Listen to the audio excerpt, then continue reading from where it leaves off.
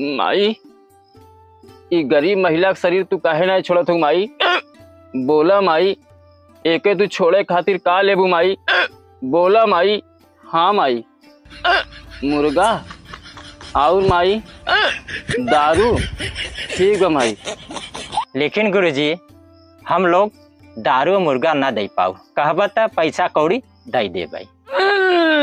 दूसर का ऑप्शन दे दे माई। ठीक है माई। तू दोनों के पास जवन गहना गुड़िया पैसा कौड़ी बा यही 5 स्टार में रख दे।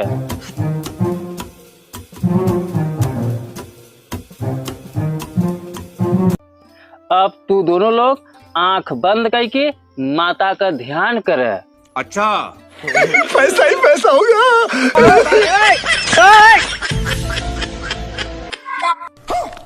खत्म।